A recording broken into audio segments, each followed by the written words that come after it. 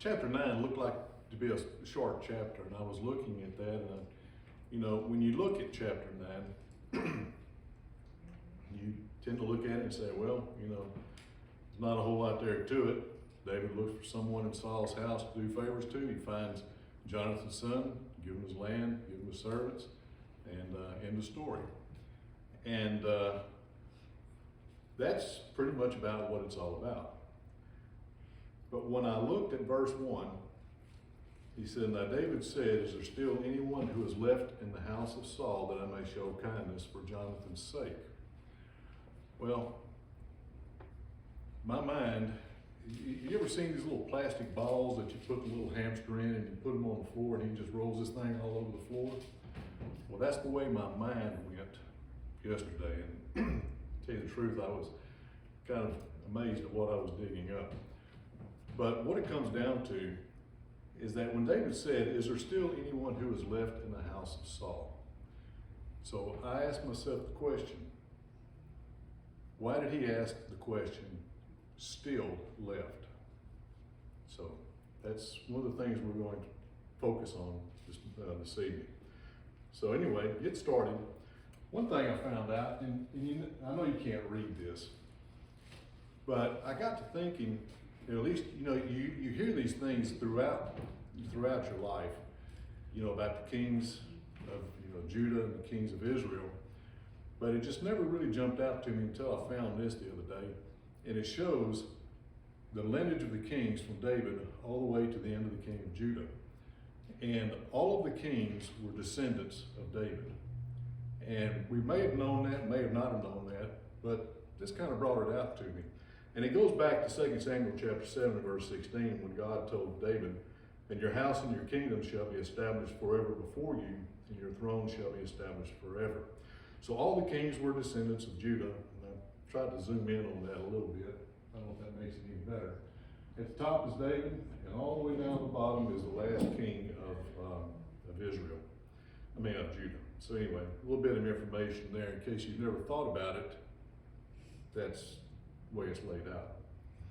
So, people in the context that we're going to see in chapter 9, we have David, then we're going to be introduced to Ziba, which is a servant of the house of David. I left off my H. And then we're going to have Maker, which was the son of Amiel. And Maker was the one that I think was taking care of Mephibosheth. And he was the son of Jonathan. And then Micah, we hear about him a little bit, but he is the son of Mephibosheth. And then the location is really two locations, Lodabar and Jerusalem. Now, Lodabar in Jerusalem, as you can see from the chart, Lodabar is up towards the northern part of the kingdom, and this distance from there to around Jerusalem is about 60 miles. And kind of keep that in the back of your mind, because we're going to see a little bit more about that in just a moment. So, the chapter synopsis: David wishes to honor one of Jonathan's descendants, or whoever is still left in Saul's house. He finds Jonathan's son, verses 2 through 5, and he gives him a continual place at his table, 6 through 8. David restores Saul's lands to Mephibosheth. I'll never say that right. And Ziba, his sons and servants, become Mephibosheth's servants. And then the last two verses is a summation of David's decree concerning Mephibosheth. Now, two things kind of jumped out at me when I read this first verse that we looked at the beginning. The question is,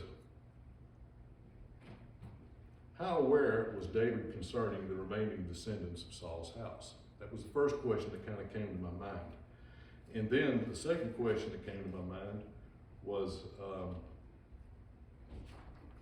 in whose hands did Saul's inheritance lay, his land possession?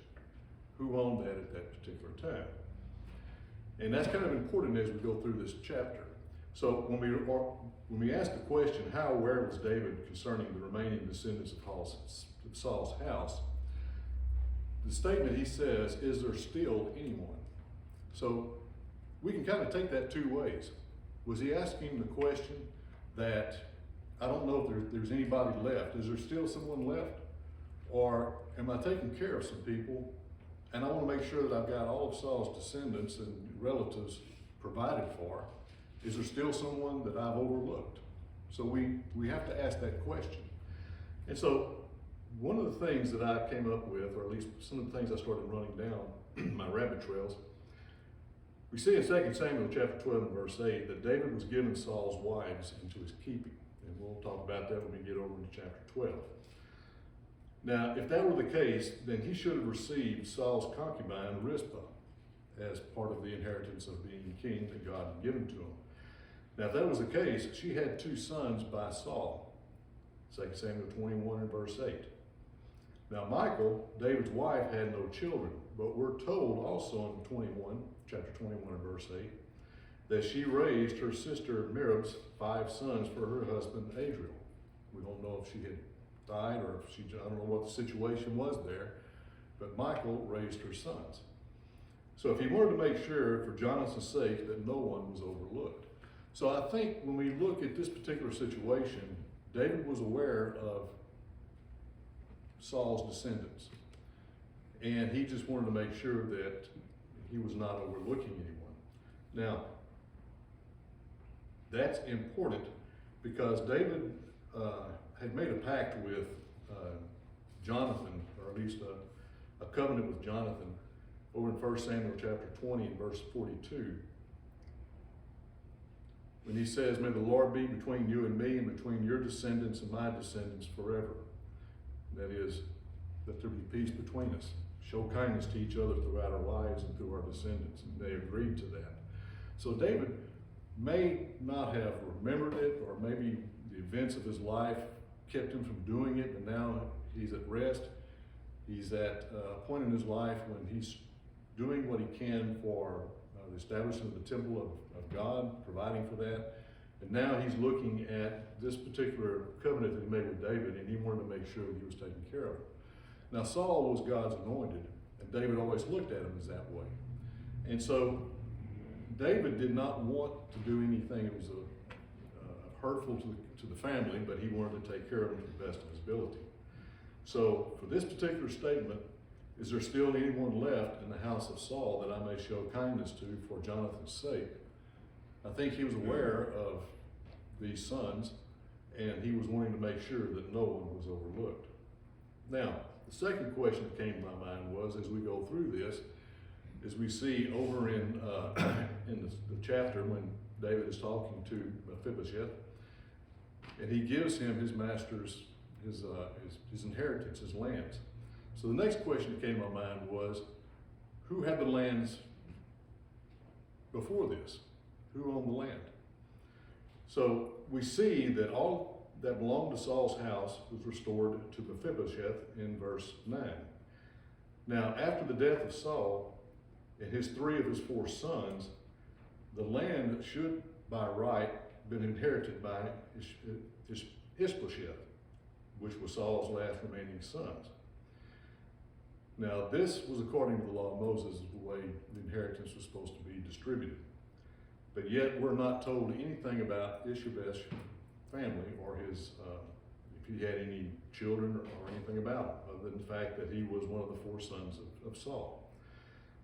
So, I went back to the law of Moses and I looked at what the law stipulated in verses 8 through 11 of Numbers 27. Now, this is kind of breaking it down.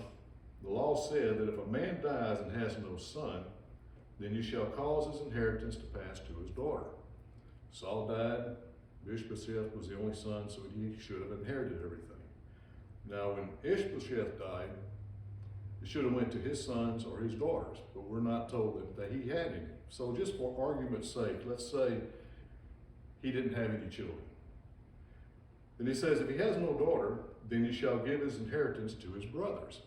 Now, his 3 brothers had died with Saul in the battle against the Philistines. Now, if he has no brothers, then you shall give his inheritance to his father's brothers. And I was not able to run down whether or not Saul had any brothers. Let's assume that he did not. Now, if his father had no brothers, then you shall give his inheritance to the relative closest to him and his family, and he shall possess it. The only closest relative that we have record of, at least I was able to find, was Mephibosheth.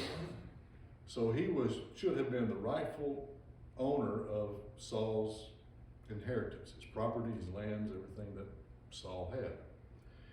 Now,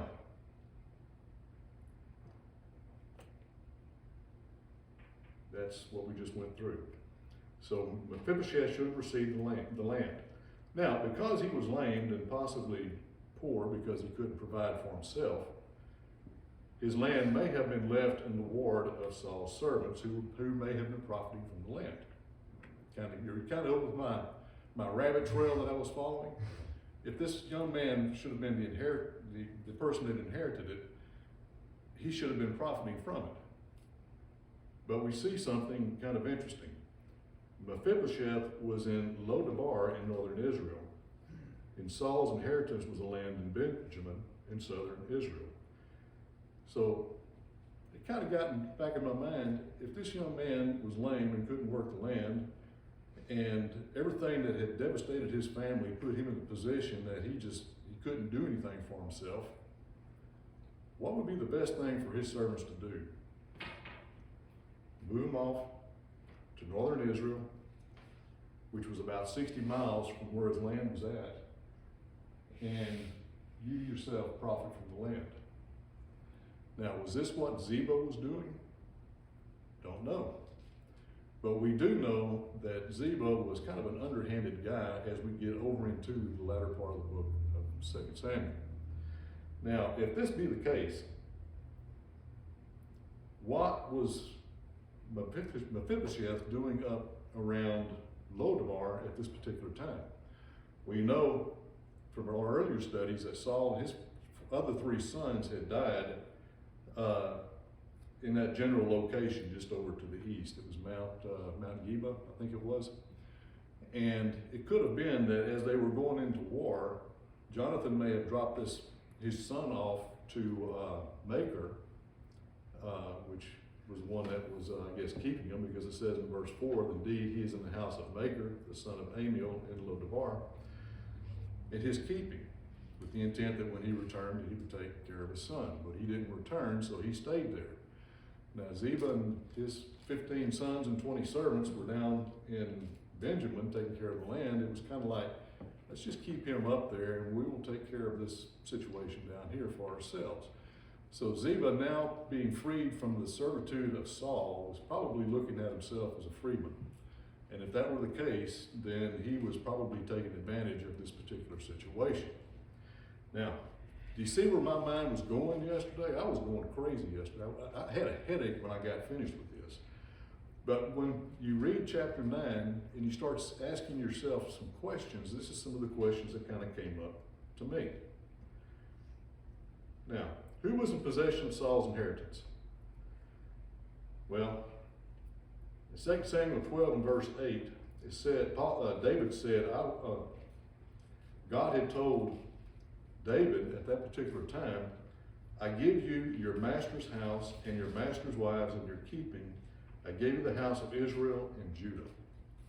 Now, if that were the case, the land should have belonged to David, because God said, I give you your master's house. That includes everything. Now, it looks like David might have been in possession of the land, so it was his right to do with it as he saw fit.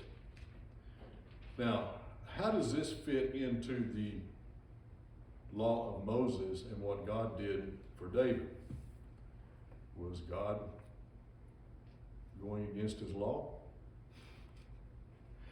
We're going to ask the same question with the adultery of Bathsheba in chapter 12 when we get there, and I hope I have an answer by then, because those that were caught in adultery were to be put to death, but yet God did not do that to David. So the question is, why did God do what he did? I don't know, other than the fact that God's the lawgiver, and if he's the lawgiver, he has the right to determine whether or not the punishment that he sets forth is the punishment that he's actually going to execute. So it looks like David was in the possession of the land. So whose land was it? In Leviticus 25 and verse 23, God tells Moses, the land shall not be sold permanently, for the land is mine. You are strangers and sojourners with me. So God may have transferred the land to David, but ultimately it was to be returned to its rightful owner. So God may have been playing a part in this to ensure that what may have been taken away from the rightful owner was given to David, and David now gave it back to Mephibosheth. That makes sense to everybody?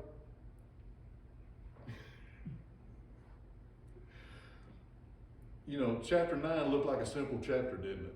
But it kind of opened up a can of worms for me.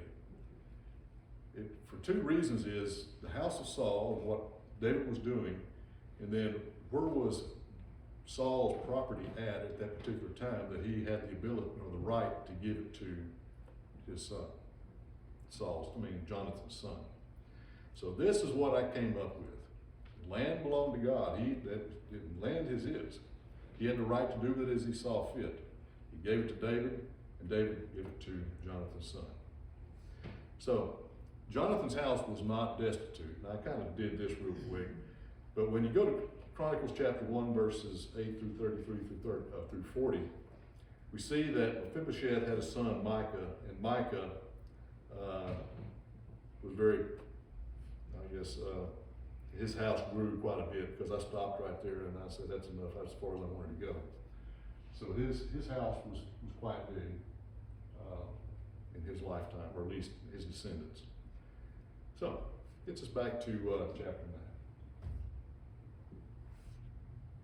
Any questions so far?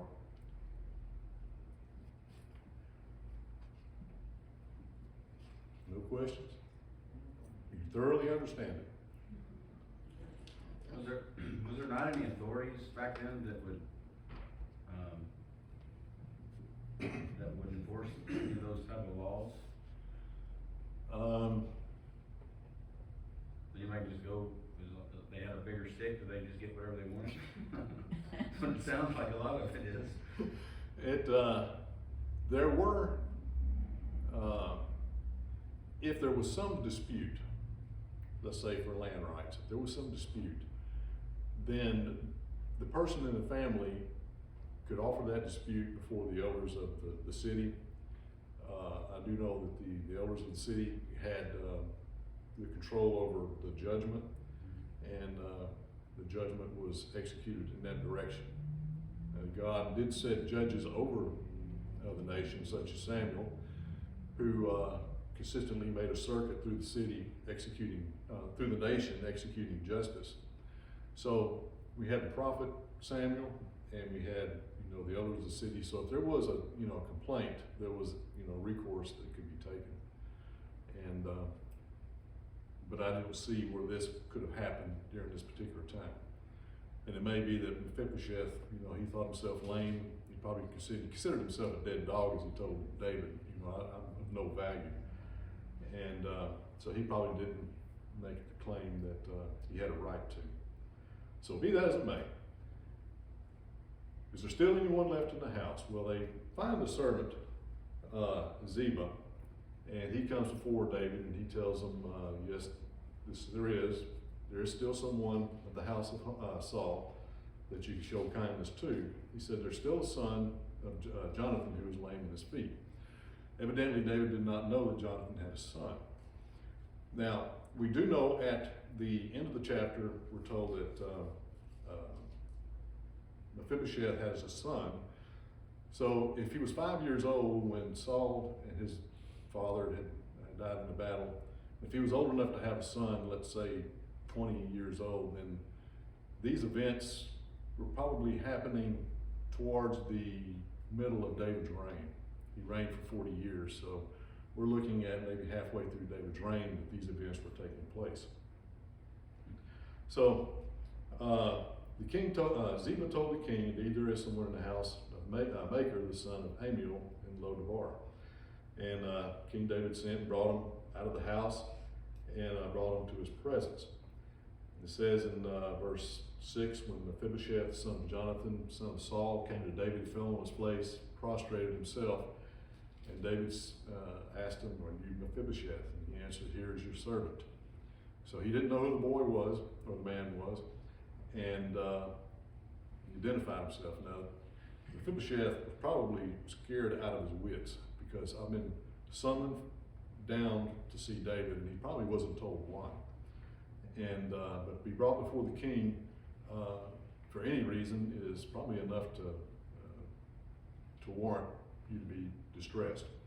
But David tells him, "Do not fear, for I will surely show you kindness," in verse 7, "for Jonathan your father's sake." And this goes back again to the promise that they made, the pact that they made with each other back in 1 Samuel that we read earlier. He said, "I will restore to you all the land of Saul, your grandfather, and you shall eat bread at my table continually." Now there's two blessings here. Mephibosheth all of a sudden found himself in possession of a great deal of land. His inheritance had been restored to him. And secondly, he was going to be treated pretty much as one of David's own children. He was going to sit at my table continually, and you will eat bread from my table. I will take care of you in that respect. He said he bowed himself and he asked the question, "What is your servant that you should look upon such a dead dog as I?" You know, that's a common phrase that we read several times through the Old Testament, and it shows an attitude about yourself that you're totally worthless. You know, to them, you know, I guess a dead dog is just, you know, the least desirable thing that could, you know, be had. And so the king called Ziba, Saul's servants, and said to him, "I have given to your master's son all that belonged to Saul and to all of his house. You therefore and your sons and your servants shall work the land for him, and shall bring in the harvest, that your master's son may have food to eat. But Mephibosheth, your master's son, shall eat bread at my table always." Now that particular phrase that he uses, that, you know, he would have, your master's son may have food to eat, it kind of gives me the idea that his invitation to his table only extended to Mephibosheth. And Mephibosheth's son, his wife, and any other children he may have down the road, they were not invited to David's table. So with that said, what comes from the land, Mephibosheth will be able to feed his family and take care of those that were in his charge. Because otherwise, you know, he was getting fed 3 times a day at the king's table. Why would he need food? But the food would be for taking care of his family. And then he tells Ziba, he says, your servant shall work the land for him. You therefore and your sons and your servants shall work the land for him, and you shall bring in the harvest, that is your master's son.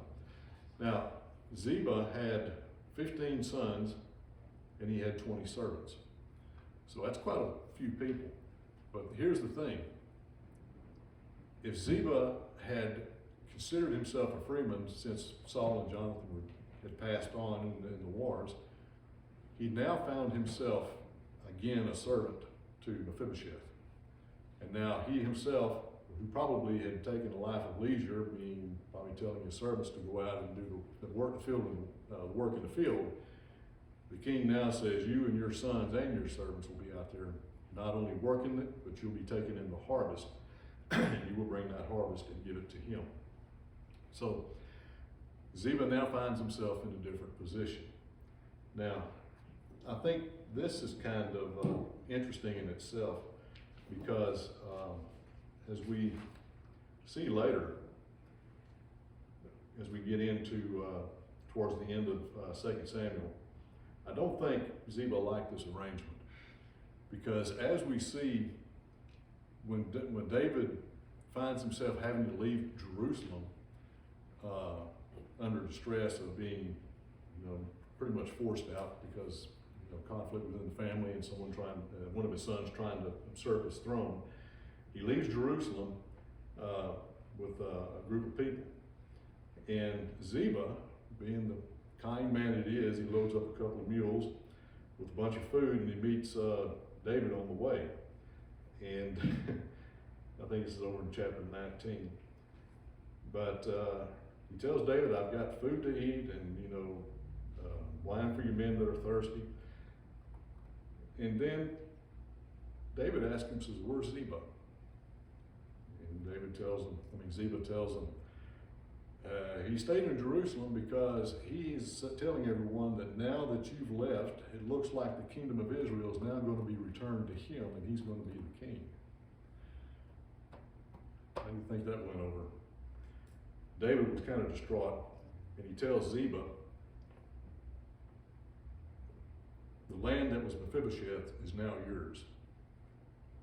So I think what the deception was that Ziba was hoping for came true. He turned David against Mephibosheth, and now he is back in control of the land.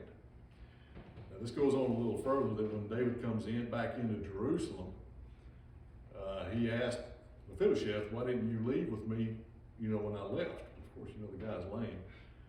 And he tells him, he says, my servant Ziba deceived me and left. And now that you return, says, I'm so happy that you're safe and sound. And David, I don't know if he was just, what was going through his mind at the time. It may be the distress of everything that was happening, trying to keep his kingdom from falling apart. But he says, I want to divide the land. You're going to get half of it. Ziba's going to get the other half. And that's the end of the story. And when it was all said and done, Ziba said, just give the whole, Mephibosheth just give it all to Ziba. Said, I'm just glad that the king is back in Jerusalem unharmed. So that's kind of a paraphrase of we're going to be seeing in coming up. But to make this statement here, at least what he's telling Ziba here, I don't think sat well with him, because he became, trying to connive a way out of it and to his profit. But anyway, as it stands right now in this particular point in the history, Ziba finds himself and his sons and his servants in servitude to Mephibosheth, and he says in the last two verses of the chapter, he pretty much sums it all up.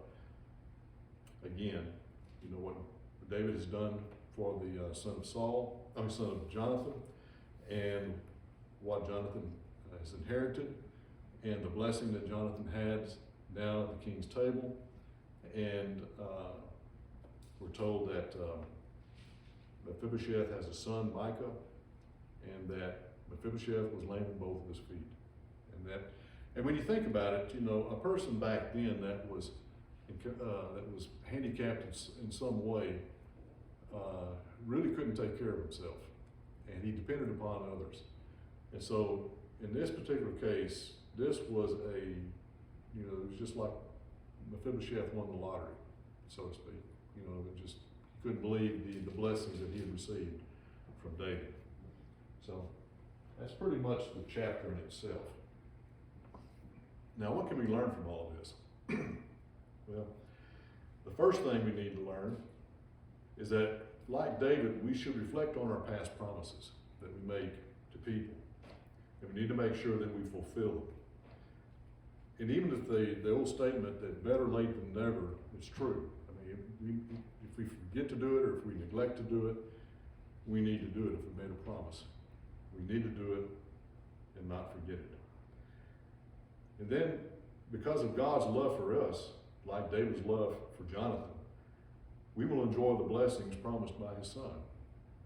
God loved us enough to send his only begotten son that he died for us, that we, through his shed blood, can have a remission of our sins. We have that blessing from God and the hope for the eternity in heaven with him. So like Mephibosheth, we should understand David's love for him and the blessings he received. We should understand the love of God for us and the blessings that we will receive. And then finally, each Lord's Day we sit at the king's table. And because of this, we need to discern ourselves to be worthy of such an honor. And indeed, it is an honor to be able to sit at the king's table. And I think Mephibosheth did not take this lightly. And I think he was not arrogant about it, but he was thankful that David continually remembered who he was. So he was at the king's table and making sure that David's promise was not left void. So anyway, some of the things I thought of. What do y'all think? Any questions? Did David see through Ziba's conniving plot when Mephibosheth said, give it all to him, like, kind of like the baby, you know, split the baby in half? No, it's. Yeah. I don't know. I think he was perturbed at Mephibosheth. I mean, he may have thought that Ziba was truthful when he told him that, because at that point, he was thinking, okay, this young man that I've given everything to is now turned against me. I'm now taking everything away from him. I'm giving it back to you. And then when he comes back and he starts hearing the other side of the story, it now becomes, you know, I got to make a decision here. And that's why I say when David was returning back to Jerusalem, his family was trying to take, one of his sons was trying to take his kingdom away from him. His sons had really committed some atrocities before then. The kingdom itself was shaken because of this. When you see the king leaving Jerusalem and fleeing for his life, you know, what's the nation thinking? So in David's mind, it was kind of like, I got to get control of the nation. I got to get where we were at before. Now, this little squabble between Ziba and Mephibosheth is not important. So that said, you take half, go your way. I got more important things to deal with. And that's, when we get over in that part of the letter, I think we'll start seeing that attitude in David. It's kind of an indifference. And it's kind of interesting too, because Paul had said back in Acts chapter 13 and verse 36 that David was a man that served his own generation by the will of God. And like all men, he probably did the best of his ability. He placed his trust and his faith in God, but I don't think he had all the answers for everything that came his way. And like a lot of us, when we're burdened with more pressing matters, the least pressing matters get pushed to the side. And I kind of think that the squabble between Ziba and Mephibosheth got pushed to the side. But I think too that Mephibosheth showed a little bit of more integrity when he said, just give it all to him. I'm just glad that you're back in Jerusalem in your rightful place. And you've come back in peace and you've come back unharmed. And I think that shows the integrity of him versus Ziba. So now you can see why, when we kind of went through our introductory thoughts, why all of this kind of got me to thinking about what this was really all about. You know, did David know about all of Saul's family? Did David, who owned Saul's land at that particular time? And who was making the profit off of it? And to whose benefit was it really serving? Why did not someone bring Mephibosheth from Lodabar down to Benjamin, where the property was at, and let him reside there and oversee what was going on? It was kind of like keep the master's son away and we can do what we want. As long as he's not aware of what's going on, then we're good to go. So anyway, that was my kind of thought. And a lot of what I said at the beginning too was assumptions, because we don't know whether or not Ishbosheth, when he died, had any descendants. And if he did not have any descendants, and if Saul did not have any brothers, then by right, the land should have been Mephibosheth's to begin with. But because God had given David all that belonged to Saul, as well as both the two nations together, both Judah and Israel, David was in possession of it, and he could do it as he sees fit. But ultimately, the land belonged to God. So God could dictate what was to be done. So if the law of Moses and the inheritance of land property did not apply, or did apply, God could still overrule it and say, this is what I'm going to do. And I think as I said earlier, that, God was the one that gave the law, he was the lawgiver, and by rights, he has the right to determine whether or not the sentences that he placed on judgment or decisions that was placed in the law of Moses, he had the right to override them or do as he saw fit. Now that doesn't mean to say that God gave us a covenant and then changes the rules as we go down the road. That's not what we're saying here. I guess what we're saying here in this particular case is we don't know the exact situation, but we do know the end result. And the end result was the land went back to the rightful owner. Now in the case of David and Bathsheba, that's another one. That's one I'm gonna have to work on, but I think I might have an answer for that. We'll save that for some time down the road. But anyway, that was all I had on this particular chapter. And like I said, David was, when he was at peace and at rest, I think he was able to execute justice and judgment in a very sincere way. When times got difficult for him, then I think he tended to get a little overwhelmed. Anyway, we'll